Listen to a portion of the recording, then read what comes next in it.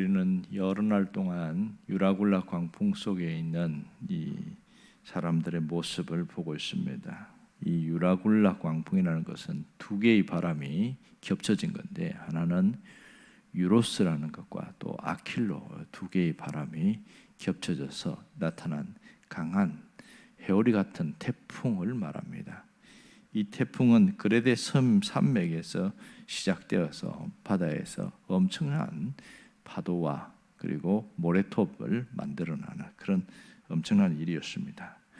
오늘은 드디어 유라굴라 광풍 속에서도 날이 새어서 밝아온 그 모습을 얘기하고 있습니다. 33절에 보면 날이 새어간다. 드디어 이제 하늘도 캄캄했던 그것이 이제 거두어지고 날이 환하게 밝아오는 그 모습을 보고 있습니다. 여기에서 모든 것을 주관하는 분은 백부장이나 선장이 아니고 바로 바울이었습니다. 바울이 이 속에서 벌떡 일어나서 너희들이 여러 날 먹지 못했으니까 먹어라 이 얘기를 하고 있습니다. 자, 오늘 어제와 같은 부분을 반복해서 보게 되겠는데요. 여기서 보면 지금 배의 마지막 비상식량이 비축되어 있습니다. 바울이 음식을 먹으라고 권하는데 주변의 분위기를 보면 사람들이 안 먹습니다. 왜 안 먹냐고, 먹으라고. 그래서 권하다 34절에 보면 권하다는 말은 한 번만 얘기하는 게 아니고 여러 번 반복해서 얘기한 걸 말합니다. 이 사람 저 사람에게. 그러면 왜 바울은 먹으라고 권하고 있었고 또 사람들은 못 먹고 있었을까? 이 갭이 뭘까요? 자, 지금 이 광풍에 배가 하늘로 치솟았다가 바닥을 그 땅으로 꺼지는 것 같은 그런 일들이 열나흘이나 반복되고 있었으니 그들이 기진맥진한 상황입니다. 그러니 입맛이 떨어질 대로 떨어져 있죠. 힘은 없고 배는 고픈데 먹을 수는 없는 그런 상황이었습니다. 먹고 싶지 않았던 거죠. 그런데 바울이 사람마다 찾아다니면서 먹어라, 먹어야 기운을 차린다 이렇게 계속 먹으라는 얘기를 강조하고 있습니다. 심지어 이제 바울이 사람들 사이를 다니다가 스스로 빵을 들고 하나님 앞에 감사 기도를 하기 시작합니다. 오늘 이 35절에 보면 떡을 가져다가 모든 사람 앞에서 축사하고, 이건 감사 기도죠. 그리고 먹습니다. 바울이 먹는 것을 확인하고 그제서야 사람들이 안심하고 먹더라 이 얘기를 하고 있습니다. 자, 오늘 이것을 먹으라고 강조하는 이유는 뭐냐면 그들 자신을 위해서입니다. 자기 자신들이 위해서. 그래서 또 한 번 뭐라고 하냐면 여기 있는 사람 모두 아무도 해를 입지 않을 겁니다. 두려워하지 말고 먹으십시오. 이렇게 얘기하고 있습니다. 여기서 중요한 교훈이 뭐냐면 인생 태풍을 벗어나기 위해서는 우리의 할 일을 해야 한다는 겁니다. 지금 내가 해야 할 일을 하지 않고 가만히 있는 것은 옳은 모습이 아니다. 그것을 말하고 있죠. 하나님이 원하시는 것은 내가 해야 할 그 일에 대하여 최선을 다하라 그런 뜻이죠. 예수 믿는 사람이나 믿지 않는 사람이나 인생의 풍랑은 찾아오는 것이죠. 우리가 광풍을 벗어나기 위해서는 할 일을 하는 것이 대단히 중요합니다. 내게 맡겨진 일을 해야 한다는 것이죠. 어떤 목사님이 이런 얘기를 하더라고요. 제가 어느 교인과 상담했는데 이분이 교회에 나른 지 7년 됐다는 거예요. 그분이 몸이 안 좋아져서 의사가 뭐라고 고민하냐면 이제 건강을 위해서 담배를 끊으십시오 이렇게 이야기했대요. 그랬더니 이제 목사님도 똑같은 이야기하는 거예요. 담배를 좀 끊으시는 게 좋겠습니다. 그랬더니 이분이 뭐라고 그러냐면 목사님 제가 건강을 위해서 기도하고 있습니다. 언젠가 하나님이 건강을 회복시켜 줄 거라고 저는 믿습니다. 이렇게 이야기한 거예요. 그랬더니 가만히 있을 수가 없어서 목사님이 뭐라고 그러냐면 아무개 성도님 당신 하나님께서 건강을 회복시키지 않을 수도 있습니다. 이렇게 하니까 깜짝 놀랐고 뭐라고요? 아니 왜요? 이렇게 달라드는 거예요. 생각해 보세요. 담배를 피우는 사람과 담배를 피우지 않는 사람 알다시피 담배를 피우는 사람 폐암에 걸릴 확률이 60배 높다는 것이다. 아시죠? 이래서 그건 나도 알고 있다는 거예요. 그리고 남편이 담배를 피우면 아내가 건강이 나빠질 확률이 2배가 높은 것도 알고 계시죠? 그것도 안다는 거예요. 그런데 왜 안 끊냐는 거예요. 하나님이 알아서 끊게 해주겠다는 그 생각이 있다는 거예요. 그거는 잘못된 기도입니다. 그 기도 응답 안 됩니다.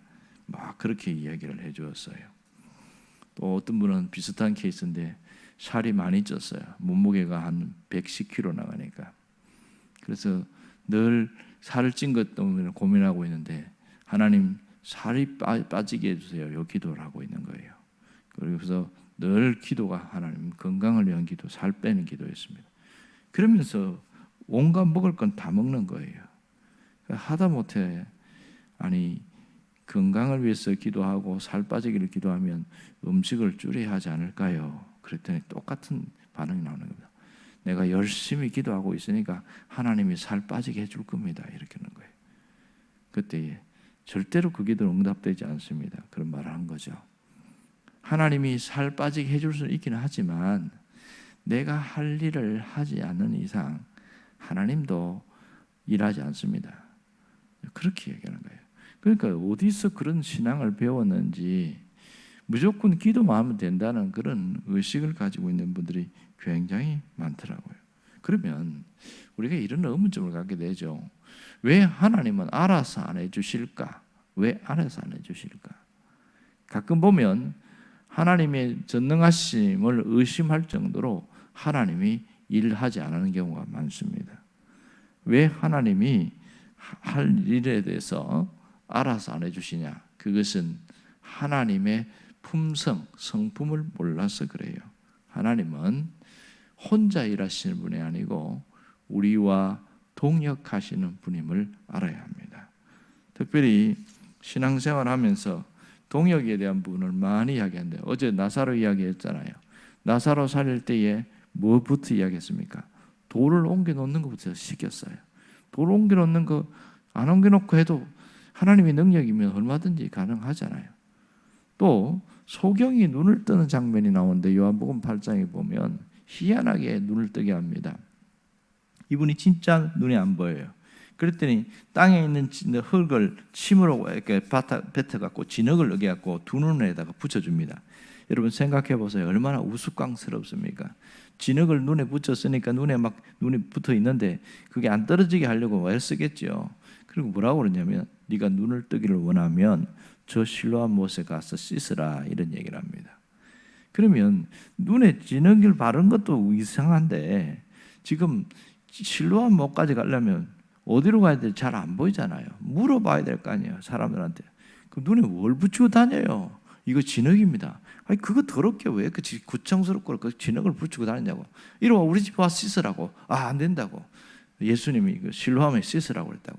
실로암에 씻으나 우리 집에 씻으나 똑같이 그냥 씻으면 되지. 그래도 안 된다고. 그랬고 그 진흙이 안 떨어지게 하려고 들고 가는 그 우스꽝스러운 모습 보십시오. 이 사람은 결국 실로암에 가서 씻습니다. 여러분 실로암 못에 뭐 신비한 능력이 있어 나온 겁니까? 그게 아니에요. 예수님이 이렇게 가서 씻으라고 한 그것을 순종했기 때문에 이 사람이 나은 겁니다. 오늘 보면 끊임없이 이야기합니다. 오늘 신앙의 자리에 있으면서 너의 할 일을 해라. 그것을 강조합니다. 마땅히 끊기를 원한다면 끊어야 할 것을 끊어야 됩니다. 만나지 말아야 돼서 만나지 말아야 되고 유혹에 벗어나기를 원한다면 그 자리에 가지 않아야 하는 것을 말하고 있습니다. 하나님이 능력이 부족해서 그런 것도 아니고 하나님께서 이런 걸 요구할 때는 우리의 유익을 위해서라는 것을 알아야 됩니다. 오늘 이 음식을 먹으라고 했을 때 사람들이 먹지 못하는 모습을 보십시오. 이 사람들을 보면 음식을 먹는 일은 하나님이 해줄 수 없어요. 모두가 생명을 잃지 않을 것이다 말씀을 해주었지만 음식 먹는 것조차 하나님이 알아서 해주지는 않습니다. 그것은 우리가 해야 할 일이다. 바울은 그걸 강조하고 있는 거예요. 하나님이 생명을 살려주지만 배가 파손할 거라는 거죠. 곧 배가 파손할 것이고 거기서 나가려고 하면 기운을 차려야 되는데 그러면 음식을 먹어야 된다. 이걸 강조하고 또 강조한 것이죠. 오늘 여기서 정말 중요한 것은 기도했으면 내가 해야 할 일에 대하여 즉시 움직이라는 것이죠. 우리가 정말 해야 할 일조차도 하지 않고 그렇게 있다면 그것은 올바른 신앙이 아님을 바울이 또 한 번 이야기합니다. 우리 인생은 항해하는 것 같아요. 때로는 내 마음대로 되는 것 같기도 하지만 안 되는 게 훨씬 많습니다. 유명한 그 배 아시지요? 하나님도 침몰시킬 수 없는 배. 실제 그렇게 써놨어요. 하나님도 침몰시킬 수 없는 배. 1912년 영국 사우스 행퍼턴에서 출발한 배가 미국으로 가는데 무려 26시간인가요? 28시간 만에 이 배가 침몰합니다. 결국은 이 배는 침몰하지 않는다. 왜? 이 배가 특별히 특수 제작됐는데 이중으로 배가 튼튼하게 제작이 되어 있어요. 그래서 어떤 빙산에도 이게 깨지지 않는다. 그래서 하나님도 침몰시킬 수 없는 배라고 했는데 여지없이 빙산에 완전히 박살나 버렸습니다. 그 배가 우리가 잘 아는 타이타닉호입니다. 1515명이 결국 바다에서 그게 수장되었고 지금도 그 배는 수심 4,000m에 거기에 가라앉아 있습니다. 그렇게 오만하게 하다가 결국은 망가지는 것이요. 우리 인생도 보면 내가 아무리 잘하려고 했어도 한계가 있습니다. 한계. 어려움을 당하게 되죠. 우리는 항상 순풍도 있지만 역풍도 분다는 것을 우리는 꼭 기억해야 됩니다. 그러면 순풍이 불 때 뭐 해야 되냐? 신앙의 준비와 무장을 해야 됩니다. 순풍이 불 때에 신앙 생활을 잘한 사람은 역풍이 불 때도 잘 뚫고 나갑니다. 이것이 우리가 지금 해야 할 일입니다. 신앙생활이 늘 반복되고 함께 예배드리고 뭐 그렇게 반복되어 가는 것처럼 보이지만 그러나 한 번 한 번 예배마다 우리가 신앙적으로 준비되고 훈련되어질 때에 어려움이 오고 문제가 생길 때에 그것을 이겨나갈 수 있는 강력한 힘이 생기게 되는 것이죠. 이것이 오늘 인생의 항해를 하는 우리에게 하나님 주시는 메시지입니다. 남은 이 항해를 하나님의 방법으로 항해를 해라. 그 얘기죠. 다시 말해서 오늘 우리에게 주어진 일을 해야 한다는 거죠. 오늘 내게 맡겨진 일에 대하여 최선을 다하는 것. 이것이 하나님의 항해사로 나아가는 사람의 모습입니다. 남은 인생의 거친 파도를 훌륭하게 헤쳐나가는 항해사는 바로 이러한 사람임을 잊지 않기를 바랍니다. 기도하겠습니다.